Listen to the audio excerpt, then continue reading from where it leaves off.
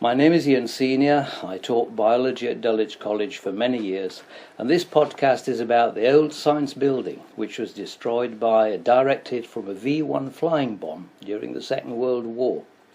It was built in 1908 to designs by Charles Edward Barry, the son of Charles Barry the Younger, who was responsible for the main college buildings.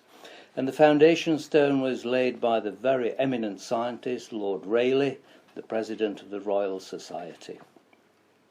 It was located in the area between the present-day music department and the southern end of the Shackleton building, and with its red brick construction, red-tiled roof, and elaborately decorated sculptural panels, it echoed the design of Victorian buildings only a short distance away.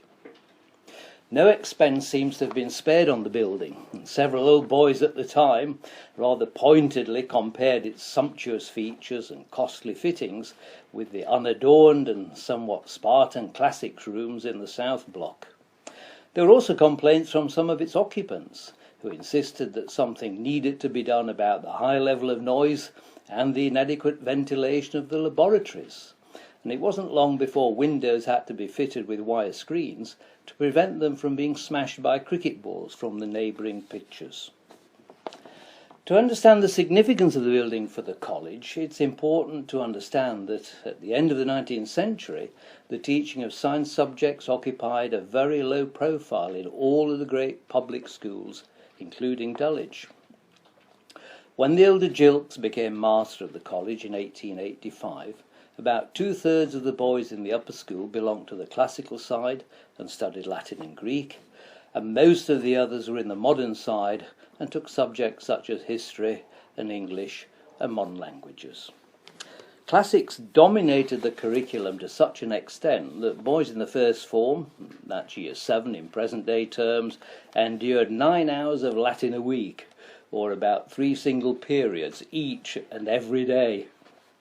Although Gilkes was himself a classicist, he put enormous energy into developing the new engineering side and appointed as its head a brilliant young scientist called Sanderson, who before long became the highest paid member of the teaching staff, apart from Gilkes himself, and who later had a distinguished career as a headmaster of Oundle School. Beginning in the upper fifth, equivalent to year 11 nowadays, boys could study maths, mechanics, physics, chemistry, engineering and technical drawing.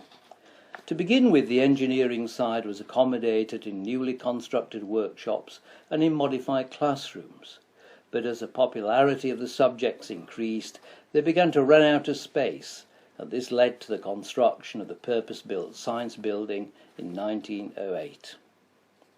Taking advantage of the new space, in addition to the mainstream science and engineering subjects, boys could also study woodwork, metalwork, advanced maths, surveying and applied mechanics, but biology could only be taken as an alternative to French.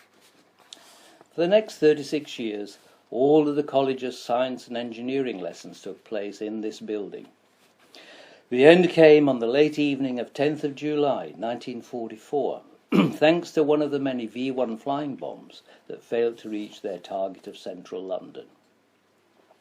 Just as the 80 or so boarders in Ivyhome and Blue House were getting ready for bed, the Airraid siren sounded yet again, one of many such occasions in the last few months. And so, escorted by their housemasters, the boys set off across the playground to the Airraid shelters in the cellars of the North Block. On their way, passing the science building on their left and the 5 courts on their right, where the present science laboratory stands. They were not a moment too soon, for within a few minutes of entering the cellars, they heard an enormous crash in the near distance. When Eric Parsley, the housemaster of Blue, dashed back to see what had happened to his wife and daughter, who'd not yet arrived, the boys rushed after him to see what had happened. The bomb had fallen approximately where the Adwyd Allen Theatre is now, and the explosion had completely flattened the 5 courts, blown off the roof of Blue House, and destroyed the end of the science building, demolishing the front walls and ruining the laboratories.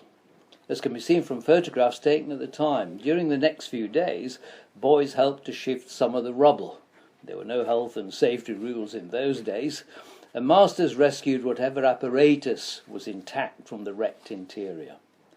It would be another 10 years or so before a new science block was built to replace what the Germans had wrecked.